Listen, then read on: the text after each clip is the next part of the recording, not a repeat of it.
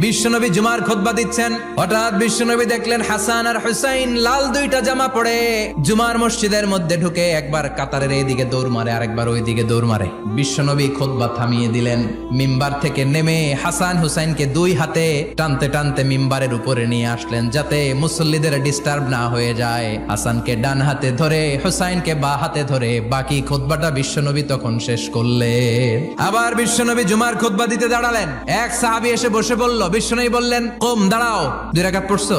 সাহাবী কয় না, পড়ি নাই। বিশ্বনবী বললেন, 2 রাকাত পড়ো। খুতবার নিরবিচ্ছিন্নতাকে ভঙ্গ করে বিশ্বনবী তাকে দাঁড়াতে বললেন, 2 রাকাত নামাজ পড়তে বললেন। তার মানে খতিব সাহেব মন গড়া শুধু খুতবা দিয়ে যায় না, ডানে বায়ে কোথায় কি হচ্ছে সবকিছু নজরে রেখে, কন্ট্রোলে রেখে সামাজিক সব সমস্যার কথাগুলো তুলে ধরে অসামাজিক কার্যকলাপের বিরুদ্ধে হুঙ্কার দিয়ে জুমার প্ল্যাটফর্মটাকে শক্তিশালী করাই হচ্ছে একজনের খতিবের দায়িত্ব। চিল্লা এখন ঠিক কিনা?